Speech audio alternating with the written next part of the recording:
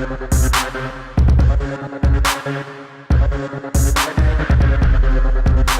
everybody, it's Riley Jacob. We're back for another session at the Concealed Carry Expo, Louisville, Kentucky. We've had some great guests so far today, and our next guest, of course, he's a favorite of ours, Mike Hughes, Next Level Training Mike Hughes, Top Shot Mike Hughes, Big Mike, and as you can see, we got some cert pistols on the table. Many of you longtime listeners of the podcast have heard us probably talk almost to death. You need to get a cert pistol. You need to get a cert pistol. I mean, it's one of our top-selling products in our store on concealedcarry.com. And so here we have the man behind all of that, Mike Hughes. He also happens to be really into training, and which I think might have had something to do with the creation of the cert pistols. So, Mike, Absolutely. We're honored to have you. Thanks for being here. Awesome. Thanks, Thanks, Jacob. It's great. It's very much a pleasure.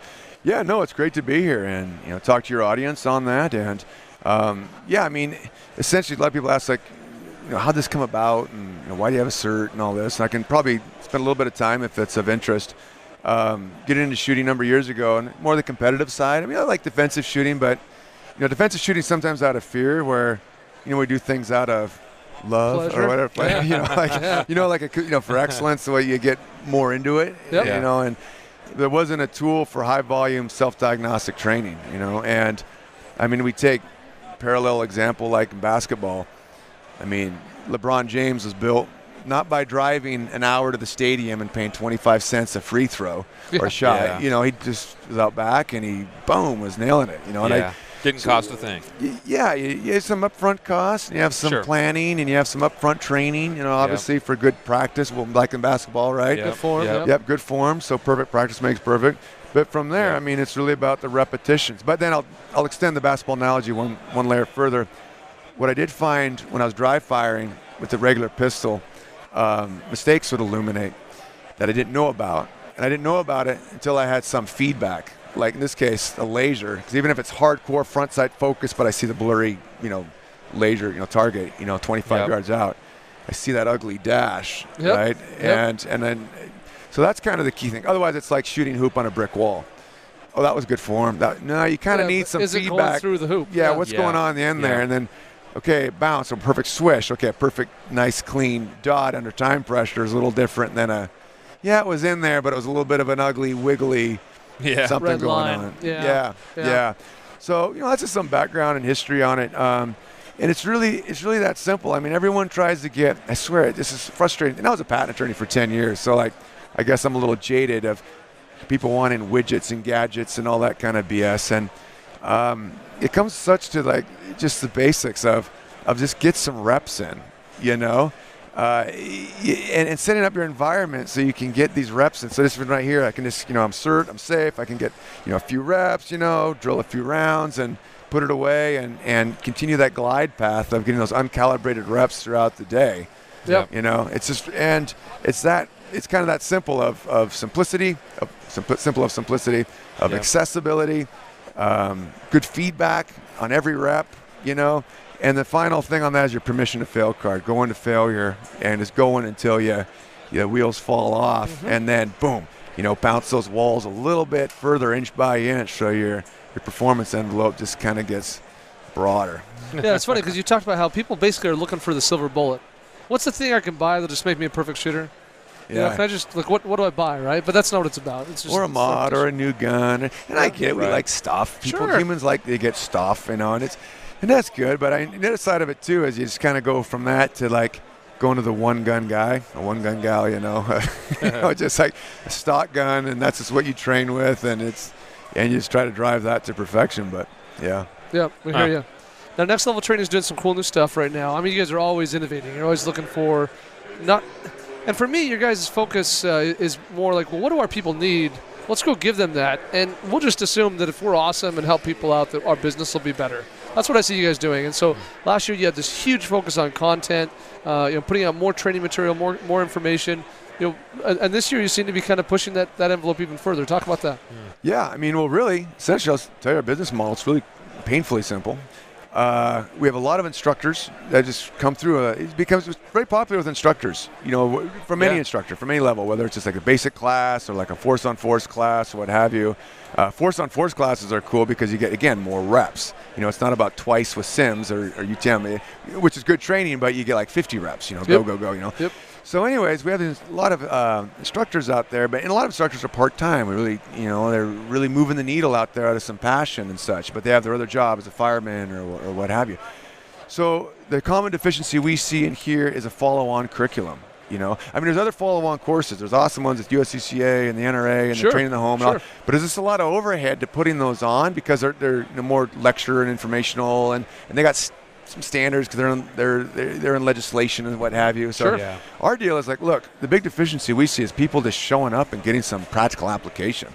So we made a course, a curriculum, and we didn't really make it. It's Spoken Hub. We just pull information as best practices, put a new website with learning management system so instructors have a free follow-on course, Applied Fundamentals. It's a drill-based course. So you have a 5-pack of certs. The instructor can get people in, get drills, and with some key points as far as correcting, some things as far as their grip establishment, and some things are funky, thumbs locked in, whatever, the deficiencies might be. And it's low overhead for the instructor. It's low cost, probably no cost.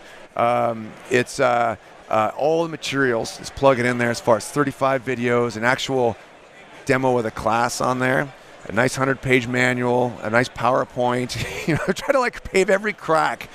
Just to make, if we're going to do it, let's plug do it and right. Play, yeah, if we're doing it for ourselves, we wouldn't put that much work into it. You know what I mean? But if we're doing it for it's going to be like a few thousand, then let's get it right. Let's refine it. Let's spend some money on the site, so it's more of a community information, be Spoken Hub. We're going to continue it too. This has been really successful right out of the gates. So we want to further classes. We want to get another one on awkward shooting positions. Compromised shooting positions. Like just set up these as apparatuses, chairs, and get drills. We could do it so easy, so quick, But it's a matter of just getting it done. Well, I love this. I'm an affiliate instructor to you guys. I did that many years ago. It was a great experience to go through that process. But here's what I love. Here's what I love about this. There's two things that are big for me. One is, it seems to me like the most natural next step. Yeah. Someone comes through some basic concealed carry class. Maybe they get a couple live fire rounds off, depending on what state they're in. Maybe they don't. But they maybe are not totally prepared to go to the range and shoot an 8-hour range class, But they're definitely going to be comfortable coming and picking up some SIR pistols and going through some fundamentals, working on all those things. Yep. It's going to be easier to diagnose their problems than it is in live fire. Yes. As an instructor, it's going to be much easier for me to say, oh, this is what you're doing. Yep. We completely remove recoil from the issue, which means we don't have to worry about recoil anticipation while we're building those fundamentals. Yep. Here's the other big thing I like about this process, about this concept that you guys have. And that is that a large number of instructors out there, they're not associated with a gun range. Mm-hmm. They don't work with the gun range. Yes. And so they're already struggling to figure out where they're going to take their students for live fire training. Yep. A lot of these guys are renting hotel rooms to do the concealed carry class, and there's nothing wrong with that at all if they're doing the right thing and they're teaching good classes. But this is a class that they don't need the range to teach. Yep. That same place they're doing their classroom, they can set this up. That's big, and we want to make sure we're clear on our messaging because we're not No, we're not trying to replace something. Exactly. No, we're not trying to replace anything here. You still have that live fire block, and you still have recoil management, slide lock, stimulus, malfunction recognition clearing, all that stuff. You have that block, but even that's not enough. We never go. I have a home range in my home. When I trained for nationals, I shot morning and evening. It really had a regimen, and still that wasn't enough. I had to supplement during the day when it's convenient, right? To get uncalibrated trainings throughout the day, unwarmed up. So that instructor, we want to give to him. And even after, there's so many points that you're talking about that. Yeah, the Holiday Inn, rent the hotel works. But then after you have rapport with that student, then you could be a little bit more of an industrial setting. Yeah, you can go one-on-one. Garage. It could be 5. Say, hey, look, here's where we're going. It's this location, and it's our extended class. It could be like $25, $35, but make sure there's no overhead to it. And apply that fundamentals. And the other thing, too, on that, too, every little class like that I've done, I guarantee safety is inextricably intertwined with proficiency, okay? And in a lot of a lecture-based course, a few reps, they don't have enough reps to be proficient, let alone safe. You will categorically see, I'll go concealed here, someone all of a sudden handling the pistol, the finger gets on the trigger. It's hard for me to even do it right now. It's too ingrained for you. Yeah, it's like, oh yeah. So or they'll muzzle someone else. right? And you got to call that person out on it. Yep. Right. And even in the training, like I give some ideas, my thought on best practices, not to be the jerk and really belittle them, but make sure they understand. Yeah. If they give attitude, then you really make sure they understand. You know what I mean? But it's a detail. But anyways, so that's probably the biggest part of the class. Honestly, even though people want to be able to shoot better, and that is a value proposition for a lot of people that they're safe. They can, they know they can move around with this and do it in a proper way under supervision or building some reps. Just moving around in stool position, I kid you not. That's a big step for a huge number of concealed carry people out there. Yeah. Well, people forget that skill is that safety is a skill, not a thing you do or don't do. Yeah. Yeah, it has to be developed just like anything else. Yeah, and practiced. Yeah, in your subconscious competence. Yeah. So you just, and we all know when someone's handling a pistol, there's a tacit communication as opposed to nonchalant. Like, okay, you're not really muzzling anything, okay, but you're tacitly communicating, like you're not making not taking it seriously or whatever. Yeah. Slow that definitely. down. So we're excited, super excited on supporting instructors. It's what's that term? Selfish. It's win-win. It's win-win-win. It's win-win-win. Yeah, selfish altruism. Yeah, sure. Selfish altruism. Well, if more instructors utilize it, then students will obviously get it. And then this is the beautiful thing. I'm so excited on this. Is that when the student say gets a pistol, that's a win for us, obviously. Win for the instructor. The instructor's an affiliate. He gets 10% commission on that. So and we want to monetize. We want that. We want the instructor to get rewarded. He's not selling, he's just doing it, but he's a causal factor, even if he's trying to or not, doesn't matter. But imagine this, now there's like some follow-on courses, all right?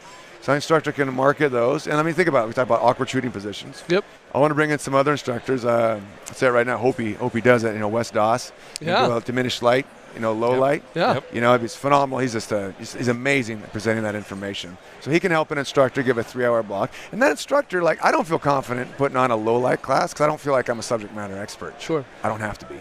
You know what I mean? Right. If you regurgitate, you're stacking the wood pile higher for a 3-hour course. Well, See what I'm saying? Yeah, instructors forget that it's none of us are perfect at anything. Yeah. Right. So, but you're probably better at some things than others, and so you can teach people who are behind you, and then you can go get more training from people who are ahead of you. Yeah. Whatever whatever it is. Exactly. And a 3-hour block, if nothing else, it's getting reps of getting on your light, of using your light for searching. Don't lose your light for searching. Use weapon mounted, non-weapon mounted. It's a huge value add. And then not to mention this concealed carry draw, because no one can draw anywhere. They can't go to the range, but the draw needs so much work out there, as far as clearing the garment, fighting through the garments. Because I guarantee you, when you do that course, you see people come up and they'll do no, stop. Oh, crap. Yeah. They'll reset it. No. Fight through that snag. That was a great learning opportunity point. You see what I'm saying? Yep. So you can't reset now. Yeah. Fight's on. No reset, but and getting that kind. It's more drill based, but you can obviously migrate in some of the mindset and practical application and everything into these types of curriculums, as to any instructor's choosing. So I just summed up our 2018, and there's a huge amount of technology. There's back-end complexity to try to bring that front-end simplicity there. Yep. And I'm super excited I'm so excited. It was hard to come to this because I was really geeking out on PHP and doing the scripts, and all this stuff we're doing, on that web development side. That it's I can't wait to just get more have traction it turned on. And it's turning on, but I just want more pipe. I want it to flow. Just crush. Yeah, it's just crush. Yeah. Well, something that we're really excited about is that in the next Guardian Nation box that we ship out, we will be including your guys' Pistol Fundamentals DVD. Oh yeah. So that's something cool. So if you guys haven't taken part, if you haven't ever really consumed any of the content from Mike and his team from Next Level Training, that'll be a good starter if you're a member of Guardian Nation. Beautiful. But it's amazing to me. I think you guys are just such good examples to our industry of what it means to create value. I'll give you an example. You put together a course, it might have been last year before, about grip. Yeah. grip.nextleveltraining.com. Yeah. I've sent a large number of people to that. Totally. 16 videos. It's free. Yeah. And I can't think of a better resource for someone to work on grip. Yeah. And it's such a critical skill. If Mike is a subject matter, a SME on something, it'd be grip, in my opinion. I would agree with you. But only caveat to that, that's the only thing. But yeah, I'm infatuated. with grip. Yeah. You know, trying to give credit where credit's due, because I've learned so much from different individuals out there. But yeah, and it's glanced over too quick. You know, and originally I was going to be like an instructor course. I thought, this is cool, and I love doing all the pixie dust and After Effects with all the arrows and stuff, you know, to make it, you know, to kind of glitz it up a bit. But I appreciate that, because that's really our model. It's just kind of give, you know, and get the information out there. You know, particularly because I'm always shocked that people don't know what to do with this tool. Yeah. With the tick-up laser? The whole tool. Oh, the entire like thing. I hand it to them, and it's like I give it to like a lieutenant or someone in a law. I give it to someone, okay, who's in a position of authority or something, and it's like they're fumbling a turd, you know, and it's like, I mean, you've seen a gun, you recognize your pattern recognition. You know how to hold this, right? Yes, you know, they hold it like this, and it's like, oh my God, you know, like, you know, point being on it, I'm kind of exaggerating, extreme case, but just do what you do with your live fire gun, but do it more often, and do it in your home. Do it at different targets. Do more point shooting close. Do more awkward shooting position. Do a single hand shooting. You know, push yourself till the wheels fall off. Like just do that, right? I thought, starting this company 7 years ago, you know, jumping ship from, you know, patent law and all that, I thought that message would be 6 months and whatever. But we're 7 years later, and it's that message just has to be refined and out there for people to get it, to keep that cart moving, of setting an environment, to getting the training in, to you know, understanding perfect practice makes perfect. Yep. You know, and understanding the bigger message of, hey, you got to go to the range and do your live fire and do the recoil management drills and slide lock stimulus and malfunctions and such. So so I like to be delightfully boring. Just the same message, consistent. Probably someone's seen this before. It's like, Dick talks about the same thing all the time. And it's like, yes, I do. I'll tell you, know, probably the most exciting product that you brought along. I mean, we're at the Concealed Carry Expo. What are people concealing? That or this? Yeah. Right? Well. And so, I mean, this is just, whatever. This is such a great training tool for the average concealed carrier. Yeah. You know, to get the reps with. Oh, yeah. You know, it's appropriately patterned, close enough to a number of popular handguns out there that are in that kind of size range. Yeah. Stick that in the appendix holster or whatever, you know, holster you choose to use for concealed carry. Yeah. Get the reps. Draw. You know, work through challenges. Yeah. Trigger reps, obviously. Work on that grip. Grip is even more important on a gun like that than on that gun. Yeah, you got less to hold on to. If you don't master that grip on the draw on that gun, you're never going to get, you know, effective shots on target, at least as effectively as you normally would. So, I mean, you've brought out some really great training tools. If you haven't checked out Next Level Training and the CERT pistols, you got the pocket pistol model here. You got the classic 110 model, closely resembling a Glock.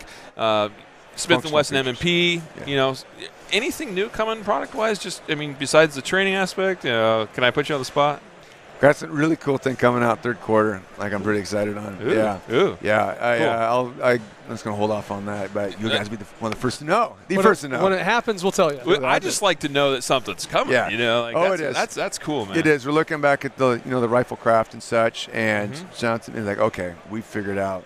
A couple of important things. Yeah. I mean, what the market wants, because rifle craft is so different than pistol craft. Oh, for sure. You know, I mean, this is meant to be built from the ground up to be, you know, just accessible right now, have it around the house, you know, quick. But rifle, people don't leave it lying around the house, but we want to retrofit to an existing rifle, because you don't want a whole rifle with another, you know, EOTech or aim point and this and, you know, and all this shit we put on it, right? You know, yeah. You know, so lights and yeah.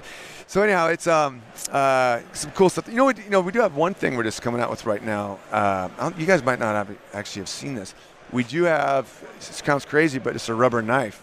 Oh. And it's some out there, all right. And it's not rocket surgery, but it's meant to be not so much a prop, but an actual training tool. Rubber knife. Yeah, defensive training. Sure. You know, not Spiro hit squad, like you know, stick you and walk away. You know, but you know, like more defensive of you know, what do you do, knife prevention, you know, and things like that. So I mean, it's really basic. It's basically rubber, replaceable center.